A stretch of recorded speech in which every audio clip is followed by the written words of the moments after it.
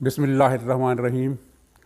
उम्मीद है सब आप खैरियत से होंगे। अल्लाह ताला आप सबको खैरियत से रखे और इस मुल्क पर भी अपनी खैर का साया बरकरार रखे, वरना हालात जो हैं वो किसी बड़े हादसे की खबर दे रहे हैं। नाजरीन, ये सिंध हुकूमत के साथ इदारों के मिस हैंडलिंग का जो मामला पेश आया, उसके बाद जो बहरान पैदा हुआ है वो ख़त्म नहीं हुआ। आर्मी चीफ ने मुदाखलत करके इस वाक़े का नोटिस लिया जो कैप्टन सफदर की गिरफ़्तारी के हवाले से पेश आया था। तो बज़ाहिर तो इसके बाद मसला हल हो जाना चाहिए था, लेकिन लगता है कि वफाकी हुकूमत इस पर खुश नहीं है और इस मामले को मज़ीद पेचीदा कर रही है, मज़ीद ख़राब और कन्फ्यूज़ करने की कोशिश कर रही है। जैसा कि आपने सुना, वज़ीर आला सिंध ने यह भी कहा है कि हमें कैप्टन सफदर की गिरफ़्तारी का हुक्म दिया गया था, दबाव डाला गया था और ये धमकी दी गई थी कि अगर इसे कैप्टन सफदर को गिरफ़्तार ना किया गया तो आपकी हुकूमत हम ख़त्म कर देंगे। ये मामला उस वक्त शुरू हुआ जब मज़ार कायद पर नारे लगाने के जुर्म में कैप्टन सफदर के ख़िलाफ़ एक FIR दर्ज कराई गई।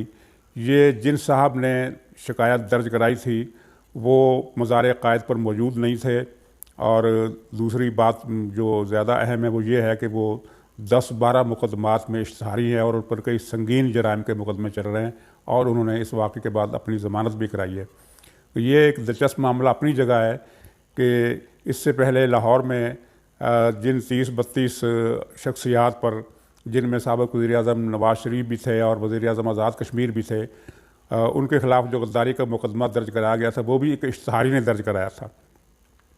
तो ये एक दिलचस्प इत्तफ़ाक़ है, या ये समझ लें कि हुकूमत के पास ऐसे मुकदमात दर्ज कराने के लिए इश्तहारियों के सिवा कोई और फहरिस्त है ही नहीं।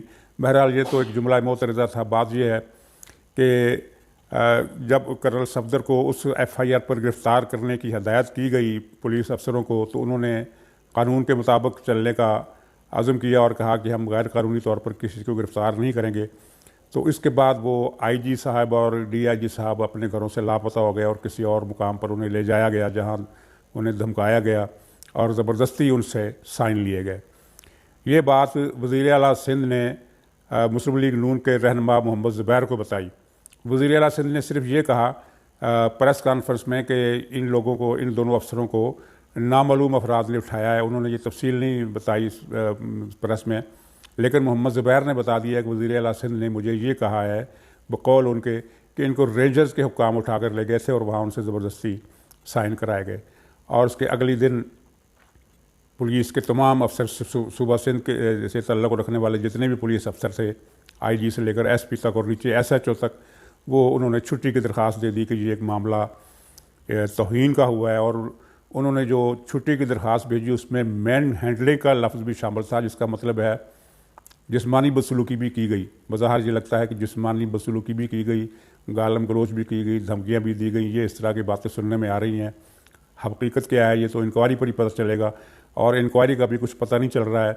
इसलिए कि एक जो मैसेज सामने आया है वो ये है कि 24 घंटों में तहकीकात होगी, और दूसरा मैसेज ये सामने आया कि 10 दिन तक ये मामला तहकीक को अपनी तहकीक और तफ्तीश को पहुँचेगा। तो 10 दिन और 2 दिन में काफ़ी फ़र्क है, जिससे कन्फ्यूजन पैदा हो रहा है। और कुछ लोग तो मायूसी ज़ाहिर कर रहे हैं कि इस मसले का भी नोटिस लिया गया, लेकिन होगा कुछ नहीं।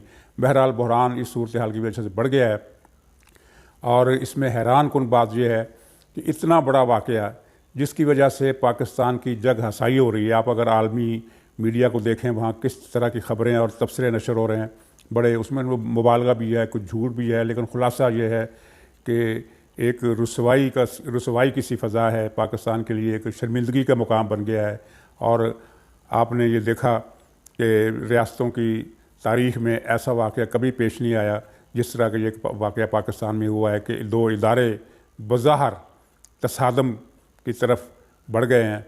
और ऐसी सूरत हाल में अगर हम ये कहें कि ये जो हुकूमत कहा करती थी कि फ़लाँ इंटरव्यू पर भारत में जश्न मनाया जा रहा है और फ़लाँ तकरीर पर भारत में जश्न मनाया जा रहा है और फ़लाँ रिमार्क्स पर भारत में जश्न मनाया जा रहा है, वो तो जश्न किसी ने देखा नहीं, क्योंकि वफाकी हुकूमत ने कभी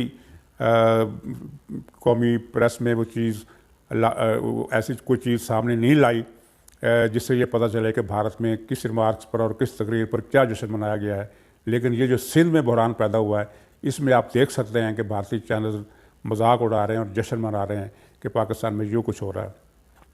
اور افسوس کی بات یہ ہے کہ اتنا بڑا واقعہ ہو گیا جس کی کوئی تاریخ میں مثال نہیں ملتی، تو ہمیں پتہ نہیں چل رہا کہ اس واقعے کے پیچھے ہے کون، یعنی کون معشوق ہے اس پردہ زنگاری میں.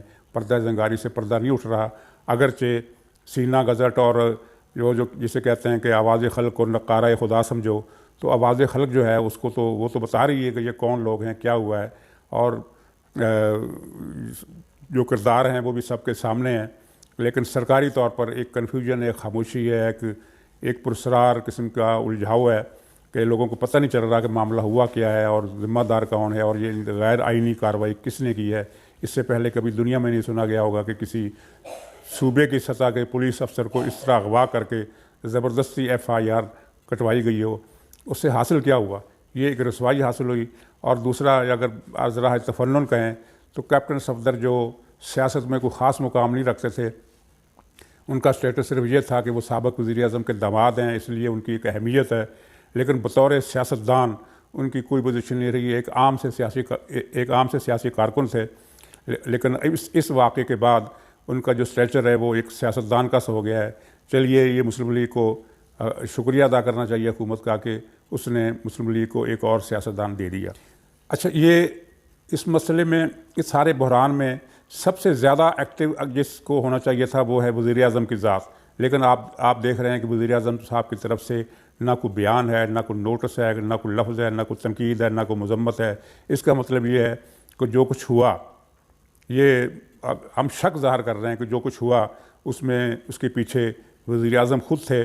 انہوں نے کسی وزیر سے کہا جو کراچی میں رینجرز یا دوسرے سیکورٹی ادارے آئینی طور پر جس کے ماتحت آتے ہیں، کچھ ملی بھگت ہوئی، کچھ ساز باز ہوئی، کیا ہوا؟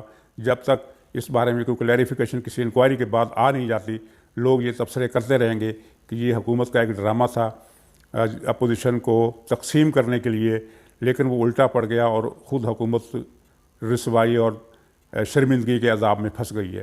ڈرامہ یہ تھا کہ سندھ کی پولیس کیپٹن صفدر کو گرفتار کرے اور ایک تصور بنے کہ پیپلز پارٹی ڈبل گیم کھیل رہی ہے. وہ حکومت وہ PDM کے ساتھ بھی ہے اور اس کے دوسرے حلقوں سے بھی رابطے ہیں، اور وہ اس طرح یہ ایک بدظنی کی فضا ہو اور کوئٹہ کا جلسہ بھی ناکام ہو جائے اور PDM کی تحریک بھی متاثر ہو جائے. لیکن مزے کی بات یہ ہے، جو اصل خبر وہ یہ ہے کہ پیپلز پارٹی نے کسی بھی طرح کے دام میں آنے سے انکار کر دیا ہے. پچھلے دنوں ایک حکومت نے اور الجھاؤ پیدا کیا کہ جب یہ اداروں کے کچھ افراد پر تنقید کے حوالے سے نواز شریف کی تقریر موضوع بحث تھی، تو بلاول بھٹو کے ایک بیان کو بنیاد بنا کر یہ تاثر پھیلانے کی کوشش کی گئی کہ پیپلز پارٹی نواز شریف کے بیانیے سے ہٹ رہی ہے اور یہ PDM میں پہلی دراڑ ہے. بلاول کے الفاظ یہ تھے کہ اس طرح افراد کا ذکر اسٹیج پر آئے تو ہمیں دکھ ہوتا ہے اور ایسی نوبت نہیں آنی چاہیے تھی جس کی وجہ سے یہ نام لیے جا رہے ہیں.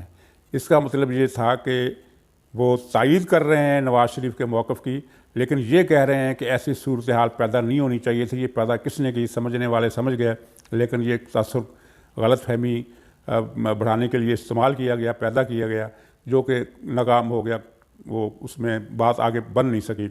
اب صورتحال یہ ہے کہ PDM اسی طرح متحد ہے جس طرح وہ گجرانوالہ کے جلسے سے پہلے تھا، اور کوئٹہ کے جلسے میں کچھ تقریریں ایسی ہونے والی ہیں جن کو آپ اگر کوئی اور لفظ، کوئی اور نام نہ دیں تو کم سے کم اس کو آپ تہلکہ خیز کہہ سکتے ہیں. یعنی تہلکہ کا جو مطلب ہے وہ حکومت کو اگر سمجھنا چاہتی ہے تو وہ کوئٹہ کے جلسے کی تقریریں سنیں. یہ ایک نئی ہلچل اور ایک نیا بھنور پیدا ہوگا اس جلسے کے بعد. اگر کوئی ناگہانی واقعہ پیش نہ آ گیا، کوئی ایمرجنسی صورتحال پیش نہ آ گئی، کوئی اور ڈیولپمنٹ نہ ہو گئی، تو اس میں نواز شریف بھی تقریر کریں گے اور مولانا فضل الرحمان کی تقریر میں بھی ایک کلیئر میسج جائے گا، ایسا سخت میسج جس کی توقع کی جا رہی ہے اور کی جا سکتی ہے. ناظرین کرام، ملکوں کی تاریخ میں بڑی بڑی جدوجہد ہوتی ہے اور ناکام بھی ہو جاتی ہے اور کبھی کامیاب بھی ہو جاتی ہے، لیکن ایک ارتقائی عمل ہوتا ہے جو سٹیپ بائی سٹیپ، مرحلہ بر مرحلہ، بعض اوقات کئی سال لے لیتا ہے، بعض اوقات کئی اشرے لے لیتا ہے، لیکن پھر ایک ایسا حادثہ ہوتا ہے کہ ایسی دلدل پیدا ہو جاتی ہے کہ جس کے بعد اس تحریک کو روکنا ممکن نہیں رہتا. حالات کا بہاؤ جو ہے وہ روکنے والوں کو بھی بے بس کر دیتا ہے. تو پچھلے 6 سال سے 2014 سے جو کھیل شروع ہوا اور جس کا ایک کلائمیکس پاناما کی صورت میں سامنے آیا، تو اس کے بعد ایک مرتبہ یہ لگا کہ سیاسی قوتوں کو ایک مرتبہ تو فنا کر دیا گیا ہے اور اب اس ملک میں اسٹیٹس کو جو ہے وہ ناقابل تسخیر ہو گیا ہے. لیکن اسٹیٹس کو نے جو غلطیاں کی یا جو جلد بازیاں کی یا جو اوور ایسٹیمیٹ کرتے ہوئے اپنی قوت کو اور انڈر ایسٹیمیٹ کرتے ہوئے اپوزیشن کی اور مزاحمتی قوتوں کی پوزیشن کو جو فیصلے کیے، وہ وقت نے بتایا کہ وہ غلط تھے، اور وہ غلط فیصلوں کی دلدل جو ہے وہ مزید گہری ہوتی جا رہی ہے. اس سے نکلنے کا کوئی طریقہ سمجھ میں نہیں آ رہا. حالانکہ طریقہ موجود ہے، وہ یہ ہے کہ ایک ڈائلاگ شروع کیا جائے اور ایک قابل قبول سمجھوتا، اس کا فریم ورک پہلے سے تیار کر لیا جائے، اس پر جو بات چیت ہو تاکہ سارے فریقوں کی عزت رہ جائے اور درمیانی ایک رستہ، ایک حل نکل آئے. لیکن ابھی تک کوئی اس میں پیش رفت ہمیں واضح ہوتی نظر نہیں آ رہی. البتہ یہ اشارے مل رہے ہیں کہ کچھ نہ کچھ حل سوچا جا رہا ہے. خاص طور پر سندھ کے حوالے سے وزیر اعظم کا جو رویہ ہے شروع سے آخر تک، اگر کوئی ان کا کردار تھا تو وہ بھی، اور اگر اس کے بعد کی جو خاموشی ہے تو وہ بھی، اور معاملے کو الجھانے کے لیے جو کوشش کی جا رہی ہے وہ بھی، کہیں اور ان کا نوٹس لیا جا رہا ہے، ان پر تشویش اور پریشانی کے ساتھ سوچ و بچار ہو رہا ہے.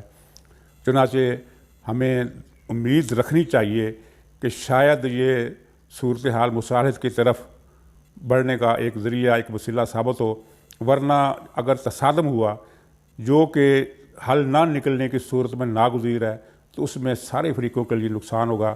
سب کو دعا کرنی چاہیے کہ اللہ تعالیٰ سمجھداری کو غالب فرمائے اور تمام فریق جو ہیں وہ اپنی انا اور اپنی عزت بے عزتی کے مسئلے سے بے نیاز ہو کر اداروں اور قوم کے وقار اور عزت کی خاطر کسی حل پر پہنچنے کی کوشش کرے.